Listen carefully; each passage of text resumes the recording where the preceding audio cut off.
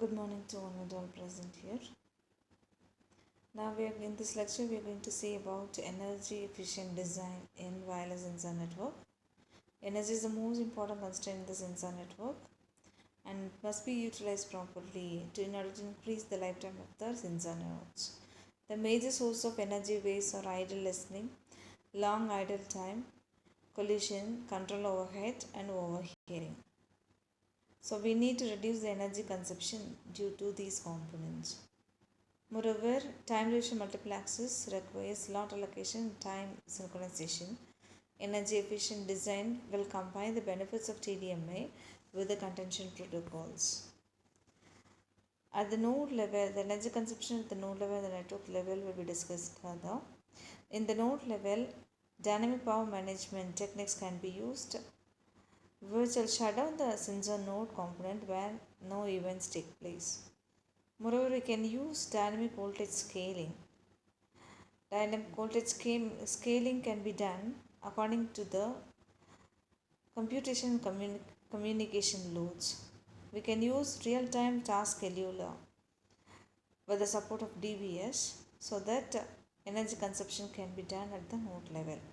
Especially in communication subsystems, we can use modulation scaling techniques as used where techniques like DPS used to transmit the data using simpler modulation schemes which consumes less energy. At the network level, it calculates the number of local computations performed at each node and the level of aggregated data should be communicated to neighboring node or base stations. So in the network level, we compute the data at each node level and the level of aggregated data will be communicated to the neighboring nodes or to the base station. Traffic distribution topology management algorithm can also be used, which will use the redundancy technique called as redundancy in the number of sensor nodes to use alternate routes so that energy consumption to all over the network is nearly uniform. The main source of energy waste are collision, overhearing, control packet overhead. Collision, we already know that what the collision is. Collision occurs when the data in the sensor network is transferred at the same time to the same node. And what will happen during the collision? The data will be discarded. The packet will be discarded.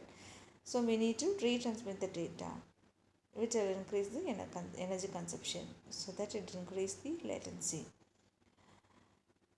Overhearing. It occurs when the node picks up the packet which are forwarded to another nodes. So it may also consume more power even though the packet transmission was not directed to them. Control packet overhead. We have various control packets such as routing, update and synchronization process. When the packet used for synchronization process will consume more energy, effectively reduces the bandwidth for data packets. And the final major source of energy waste is due to the node is in idle state. So these are all the various sources of energy. Source of energy waste, nothing but collision, overhearing, control packet when the node is in idle state. Energy is a major constraint in wireless sensor network, so it must be utilized properly for computation as well as transmitting information in the wireless environment. So energy conservation must be needed in communication and computation. So further energy harvesting techniques are also involved for better utilization of energy. Power saving techniques are classified as schedule the wireless nodes to alternate between active and sleep mode. We need to schedule the wireless nodes according to the active and sleep mode. Power control by adjusting the transmission range of wireless nodes.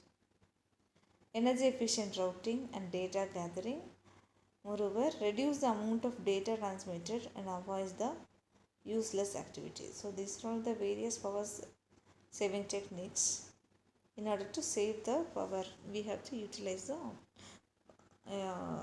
power optimally. Thank you.